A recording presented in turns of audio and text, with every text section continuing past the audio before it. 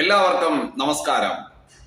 നമ്മുടെ കേരളം സൈബർ കുറ്റകൃത്യങ്ങളിൽ നിന്ന് വിമുക്തമാക്കപ്പെട്ട സംസ്ഥാനത്തിനുള്ള അംഗീകാരം നേടാൻ പോകുന്നു എന്നുള്ള വാർത്ത കേൾക്കുമ്പോൾ മലയാളികളായിട്ടുള്ള നമുക്കേവർക്കും അഭിമാനം തന്നെയാണ്.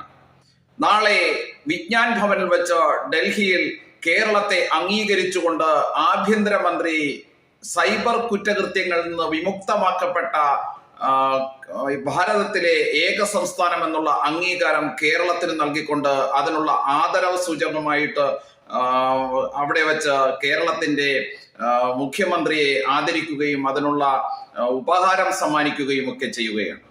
ഈ സൈബർ കുറ്റകൃത്യങ്ങളിൽ നിന്ന് വിമുക്തമാക്കപ്പെട്ടെന്ന് അഭിമാനത്തോടു കൂടിയിട്ട് നെഞ്ചുവിരിച്ചു പറയുന്ന കേരളത്തിന്റെ ഒരു സർക്കാർ, ആ സർക്കാരിന്റെ നേതൃത്വം കൊടുക്കുന്ന പിണറായി വിജയൻ, CPM എന്ന് പറയുന്ന രാഷ്ട്രീയ പാർട്ടി, ആ രാഷ്ട്രീയ പാർട്ടിയുടെ വിദ്യാർത്ഥി സംഘടന, ആ വിദ്യാർത്ഥി സംഘടനയിലെ സംസ്ഥാന കമ്മിറ്റി അംഗമായിട്ടുള്ള സനേഷ് എന്ന് പറയുന്ന പ്രവർത്തകൻ ഇന്ന് വിയ്യൂർ ജയിലിലാണ്.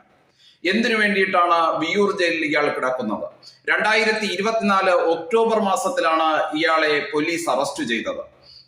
എന്ത് കുറ്റകൃത്യമായിരുന്നു ഇയാൾ ചെയ്തത് എന്നുള്ളത് മനസ്സിലാക്കുമ്പോഴാണ് ലജ്ജിച്ച് തലതാഴ്ത്തേണ്ട ഒരു ഗതികേടിലേക്ക് മലയാളികൾ എത്തിച്ചേരുന്നത്. കേരളവർമ്മ കോളേജിലെ ഒരു വിദ്യാർത്ഥിനിയെ ക്ലാസ് റൂമിലിട്ട് പീഡിപ്പിച്ചതിനാണ് ഇപ്പോൾ ഇയാൾക്കെതിരെ പോലീസ് കേസെടുത്ത് അറസ്റ്റ് ചെയ്ത് വിയ്യൂർ ജയിലിൽ പാർപ്പിച്ചിരിക്കുന്നത്. 2023 മെയ് മാസം നടന്ന ക്രൂരമായിട്ടുള്ള പീഡനമാണ്. കുട്ടി ആശുപത്രിയിൽ ചികിത്സ തേടുകയും അതിനുശേഷം ഈ ബന്ധപ്പെട്ട കോളേജ് അധികൃതരും രക്ഷകർത്താവും ഒക്കെ ചേർന്ന് ഇത് രഹസ്യമായി വെക്കുകയും എന്നാൽ പിന്നീട് ഇത് പരസ്യപ്പെടുകയും ഇത് കുട്ടി പരാതിയുമായിട്ട് പോലീസിനെ സമീപിക്കുകയും പോലീസ് കേസ് രജിസ്റ്റർ ചെയ്ത് അറസ്റ്റ് ചെയ്ത് ഇയാളെ ജയിലിൽ പാർപ്പിക്കുകയുമാണ് ചെയ്തിരിക്കുന്നത്.